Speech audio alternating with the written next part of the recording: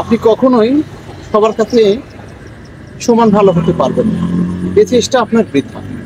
আজকের গল্প শোনার পরে আপনি চিন্তা মাথা থেকে ঝেড়ে ফেলবেন।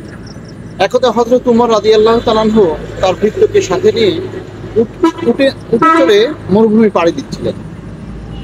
তপ্ত মরুভূমি যাবার পথে হযরত উমর উটের পিঠে উঠলেন, তার ভৃত্য তাকে টেনে নিয়ে মরুভূমি পাড়ি দিচ্ছিলেন। যখন মরুভূমি পাড়ি দিচ্ছিলেন তখন সকলে বলছিল যে এ ভৃত্য এ উমর কেমন একটা দুঃশাসক, এই যে তপ্ত মরুভূমি পাড়ি দিচ্ছে, তার ভৃত্য কষ্ট করে তাকে এই মরুভূমিতে টেনে নিয়ে যাচ্ছে, সে উটের পিঠে বসে আছে।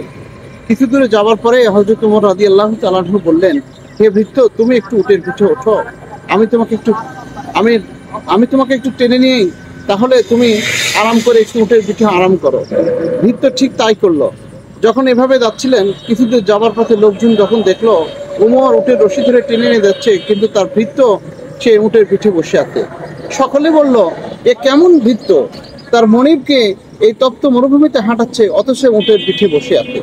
এই গল্প থেকে আপনারা সকলেই লক্ষ্য করলেন যে একবার এক মানুষ উমরকে বলছে কেমন মানুষ, সে তার কর্মচারীর উপর, তার ভৃত্যের উপরে জুলুম করছে, আবার সেই লোকই আবার বলছে এ কেমন কর্মচারী যে তার মনিবের প্রতি জুলুম করছে। সুতরাং আমি কখনোই একজন মানুষ সকলের কাছে ভালো হতে পারবো।